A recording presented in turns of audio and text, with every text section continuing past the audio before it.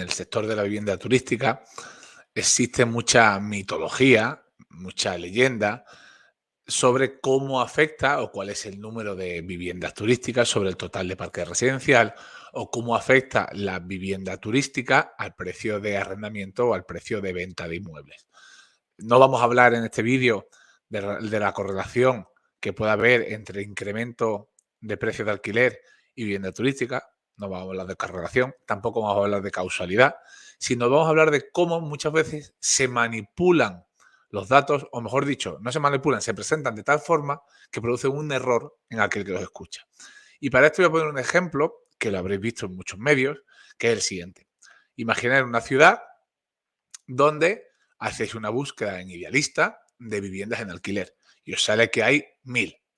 Y a la vez hacéis una búsqueda en los portales de intermediación o en las plataformas digitales de alquiler de viviendas turísticas y os sale que hay unas 6000.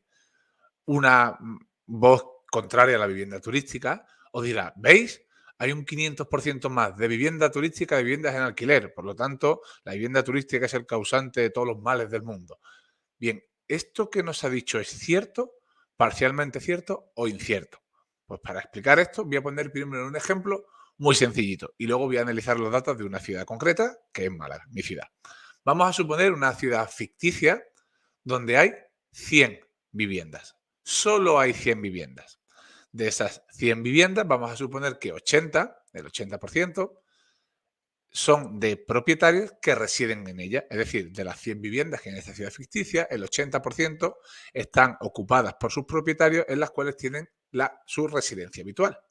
De las otras 20, vamos a suponer que 10 son viviendas vacías, es decir, que no están ni ocupadas por sus propietarios, ni es alquiladas, ni en ningún uso. Es normal que en nuestra ciudad ficticia haya viviendas vacías, porque las viviendas vacías son necesarias en una ciudad para garantizar la rotación de la compraventa de viviendas y del alquiler.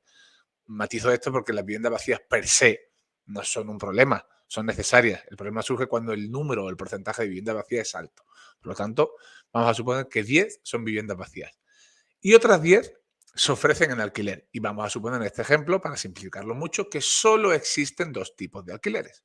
Alquiler de vivienda, lo que llamaríamos de vivienda habitual, y alquiler turístico. Vamos a suponer que no hay otro tipo de alquiler en esta ciudad, como podría ser arrendamientos de temporada o arrendamientos para usos profesionales. Simplemente tenemos estos dos. Y de esas 10 que están en alquiler, vamos a suponer que 8 se ofrecen al mercado de vivienda, como vivienda habitual, y 2 como alquileres turísticos. Si hacemos una foto inicial de esta ciudad, tendríamos que de 100 viviendas, que son todas las que hay en la ciudad, solo el 2% se destinan a vivienda turística.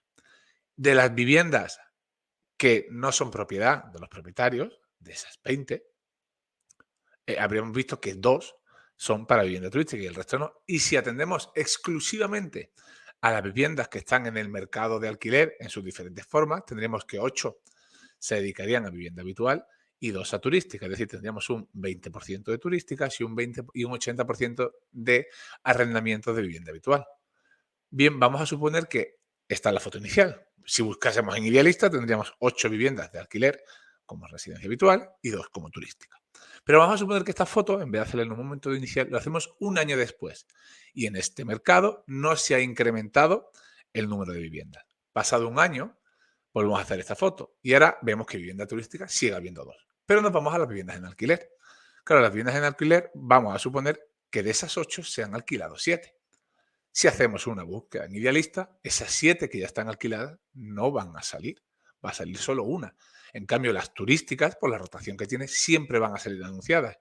Si hiciésemos una foto en ese momento, tendríamos una vivienda en alquiler como vivienda y 2 turísticas. Por lo tanto, alguien podría pensar, ¿ves? Hay el doble de viviendas turísticas que de alquiler tradicional. Lo cual no es del todo cierto. Hay ofertadas el doble, pero una diferencia es que la oferta de viviendas turísticas está siempre activa. La oferta de viviendas residenciales hay una parte activa y otra parte que está latente. ¿Cuál? Las que ya están alquiladas, pues hasta que no se quedan vacías no vuelven a alquilarse. Por lo tanto, cuando nos hacen la foto de cuántas hay en Idealista, en cualquier portal, y lo comparan con cuántas hay en Airbnb o en Booking, cuidado con esos datos, porque la oferta de vivienda turística es la total y la de vivienda residencial es solo la activa, no la que ya ha sido ocupada. Hecha esta aclaración, voy a analizar los datos de mi ciudad, de Málaga. Para empezar, si uno busca en el registro de turismo de Andalucía, verá que aparecen registradas en Málaga capital, creo que son 10.151 viviendas. ¿Eso quiere decir que hay 10.151 viviendas turísticas en el mercado de alquiler turístico? Vamos a ver que no. Me voy a otra fuente, en este caso he ido al Instituto Nacional de Estadística, y nos dice que viviendas turísticas activas, porque lo sacan por un procedimiento de scrapping, hay 6.252. ¿Qué nos está diciendo esto? Que hay un 38% de viviendas registradas en el registro de turismo como vivienda turística que no se utilizan como vivienda turística. Y muchos diréis, ¿esto para qué? Pues ¿por qué?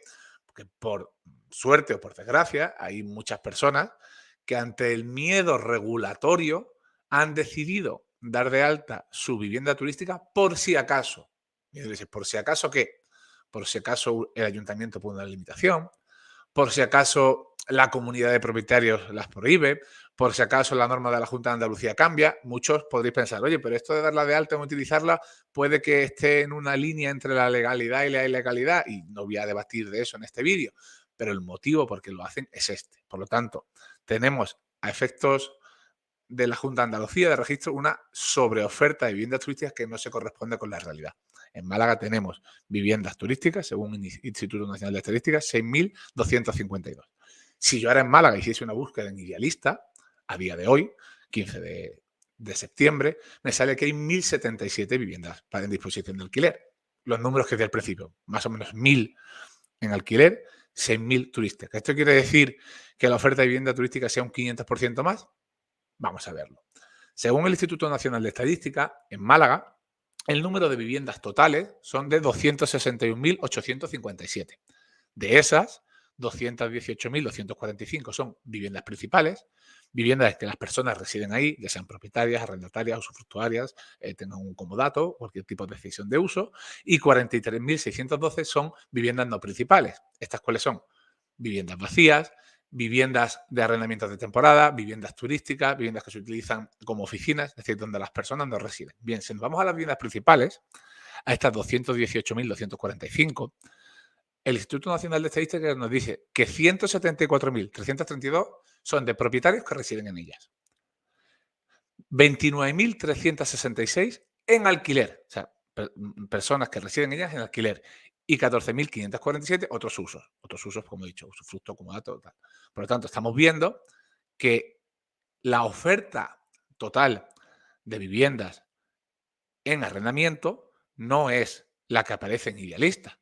La que aparece en Idealista es el número de viviendas del total de la oferta de viviendas en arrendamiento que están disponibles para alquilarse. No es lo mismo hablar de oferta en conceptos económicos que ofertar en conceptos de marketing. Entonces, ¿cuál es el mercado de vivienda arrendataria como vivienda principal en Málaga? ¿Las 1.000 de Idealistas? No. Ya vemos que son las 29.366 que nos da el Instituto Nacional de Estadística, más las que estuviesen vacías en ese momento, cuando se hizo el censo, que fue en 2021 y que no lo sabemos.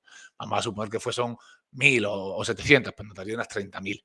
Si tenemos que viviendas turísticas son unas 6.000, vemos que ese porcentaje no es cierto. No es que haya un 500% más de vivienda turística que de viviendas en alquiler. De hecho, en la ciudad de Málaga, el porcentaje exacto de viviendas turísticas sobre el total de viviendas que hay en la ciudad es de un 2,39%.